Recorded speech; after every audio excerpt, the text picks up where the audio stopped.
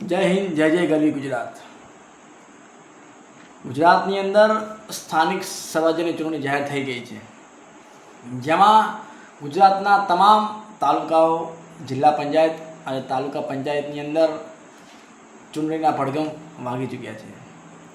જેમાં તમામ જગ્યાએ તમામ પક્ષના લોકો પોતાના ઉમેદવારની દાવેદારી માટે કામે લાગી ગયા છે. મારે તમને આજે વાત કરવી છે ભાભર નગરપાલિકાની, કે ભાભર નગરપાલિકામાં ઘણા સમયથી ભાભરની અંદર ભાજપની બોડી બનતી હોય છે. તો શું આ વખતે ભાભર નગરપાલિકામાં કોંગ્રેસ સત્તા કબજે કરશે ખરા? આવનારો સમય જ ખબર પડશે કે ભાભર નગરપાલિકાની અંદર કોણ સત્તા સંભાળે છે, કે ભાભર નગરપાલિકાની ગાદી કોણ સંભાળે છે, ભાજપ કે કોંગ્રેસ.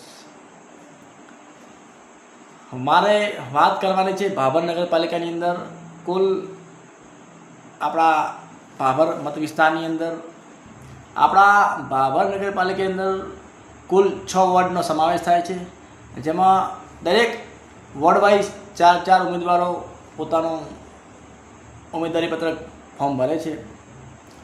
એટલે કે કુલ 24 ઉમેદવારો ભાભર નગરપાલિકાની અંદર ચૂંટાતા હોય છે,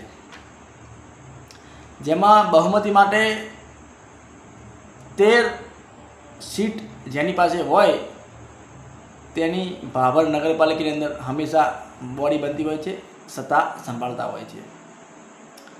મિત્રો, ઘણા સમયથી મારા ધ્યાન મુજબ ભાભર નગરપાલિકાની અંદર કોંગ્રેસનો દુકાળ ચાલી રહ્યો છે. હવે કોંગ્રેસ શું કરશે, તો કોંગ્રેસનો આ વનવાસ ક્યારે પૂરો થશે?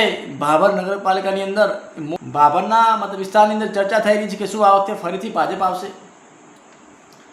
તો જોવાનું તે જ રહ્યું કે ભાભર નગરપાલિકાની અંદર કોણ સત્તા સંભાળે છે. કોંગ્રેસ પણ ખૂબ જ સારા પ્રયાસ કરી રહી છે, પોતાના ઉમેદવારો જીતાડવા માટે ખૂબ મહેનત કરી રહી છે. ભાજપ પણ પોતાના ઉમેદવારો માટે ખૂબ મહેનત અને પ્રયાસ કરી રહી છે.